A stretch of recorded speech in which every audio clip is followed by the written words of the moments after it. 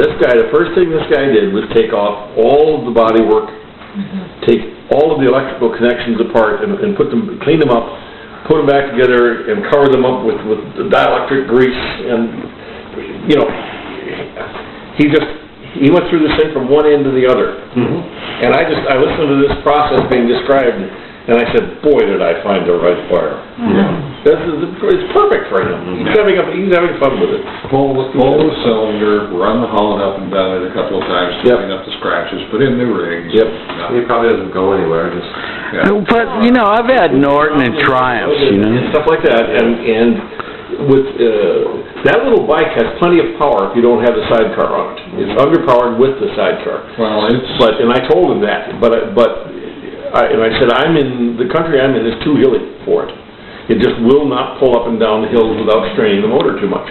And he said, well, it's level enough here. It's just not going to be a problem. So compare it to other things, similar amount of power.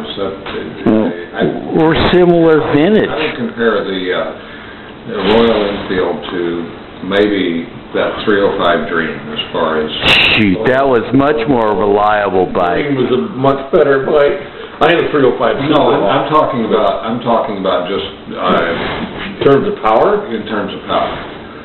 Oh, I can't imagine the Dream wouldn't have outpulled that Enfield twice, 2-to-1. Absolutely. No question. Well, but I know my Dream was a single card model. Superhawk did have twin cars. Yeah, that's right. I mean, it would do 70. Actually, it would do 70 all day long if you asked it to. But it was much happier at 60. Yeah. And the Superhawk would run 80 or 90, as I recall. Yeah. But the Enfield was, even though it was a 500, it was woefully underpowered. And well, you heard with the piston slapping on all of the looseness of everything there. It just didn't run very efficiently. The Enfields, though, that were made in India were made to last. Well, these are the Enfields that are made to last. But if you're in India and every street corner has somebody that repairs it, you got it, and they're there, and they do it for nothing. They do it for almost nothing. Right. It's very cheap, and they've made millions of them. Yeah. They've sold like 3 million of those bikes in India. Yeah.